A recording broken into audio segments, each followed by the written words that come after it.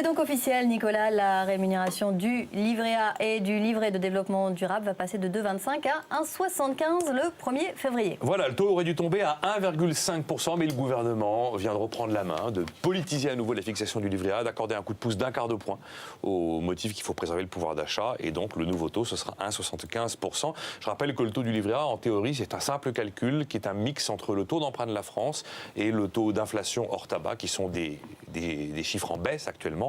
Et donc, si on avait suivi le calcul stricto sensu, on tombait à 1,5%.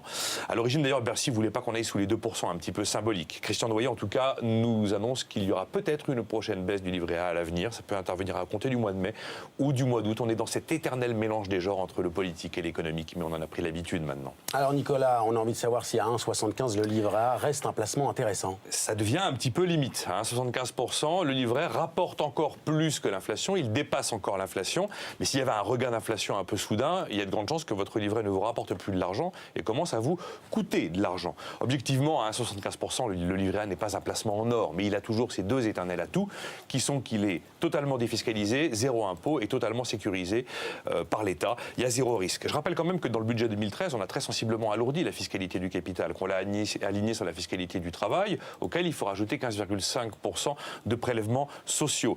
Précision tout de même, sous 2 000 € d'intérêt, on bénéficie de l'ancienne fiscalité plus douce. Au-dessus de 2 000 € d'intérêt, on subit cette nouvelle fiscalité. La réalité est qu'aujourd'hui, le livret A, s'il reste véritablement attractif, c'est pour les plus aisés.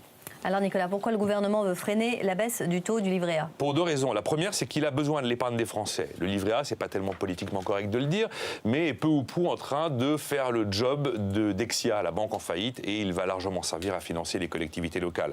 Donc on a monté les plafonds pour attirer l'épargne et pour espérer compenser le fait de décollecte possible à cause de la baisse du taux. Généralement, quand le taux baisse, il y a toujours des gens qui quittent le livret A. Et deuxième raison, c'est parce que le gouvernement a besoin de consommation. Donc il y a la volonté de préserver le pouvoir d'achat, tout simplement.